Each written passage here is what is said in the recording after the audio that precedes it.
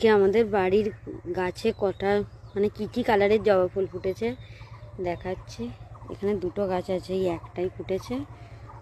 আর ওখানে একটা গোলাপ গাছ, এখানে একটা ফুটেছে এই কালারের ফুলটা, খুব সুন্দর ফুটেছে। এখানে দুটো হয়েছে।